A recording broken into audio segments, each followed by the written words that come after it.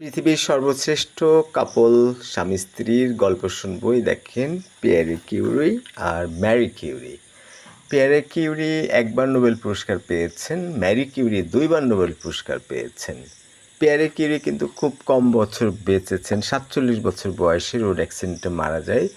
সেই 1859 থেকে 1906 সাল পর্যন্ত তিনি বেঁচে ছিলেন। আর তার স্ত্রী ম্যারি কিউরি দেখেন 67 বছর বেঁচে ছিলেন, 1867 থেকে 1934 পর্যন্ত। এই যে ম্যারি কিউরি, তাকে কি বলা হয় দেখেন, মাদার অফ মডার্ন ফিজিক্স।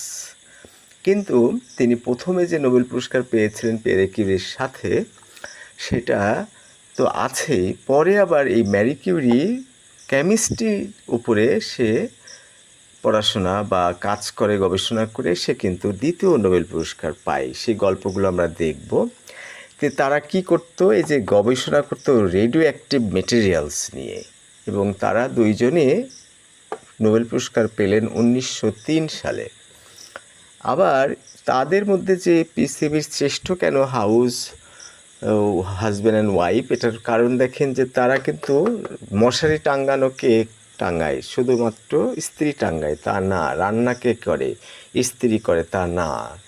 এই যে পিয়েরে কিউরিও রান্না করতো, কাজ করতো, তার মানে দুইজন মিলে তারা কাজ করতো, যেটা এখন 2025 সালে অনেকটা দেখা যায়। আর তাদের মধ্যে এত চমৎকার বন্ধন ছিল যে তারা কাজে বেরোলে এই সাইকেল নিয়ে বেরোতো।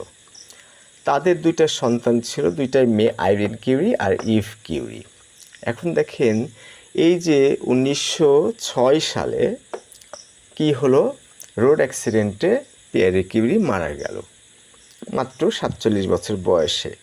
কিন্তু এই যে ম্যারি কিউরি, সে কিন্তু থামলো না, সে কিন্তু তার গবেষণা চালিয়েই গেল। সেই যে আবার দেখেন যে 5 বছর পরে 1911 সালে সে নোবেল পুরস্কার পেল, দ্বিতীয় নোবেল পুরস্কার।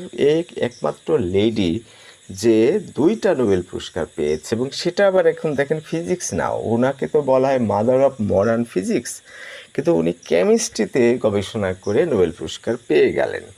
তার মানে হলো যে সে যখন এই যে রেডিও অ্যাক্টিভ মেটেরিয়ালস তার হাজব্যান্ডের সাথে কাজ করতে বলে তো নোবেল পুরস্কার পেল।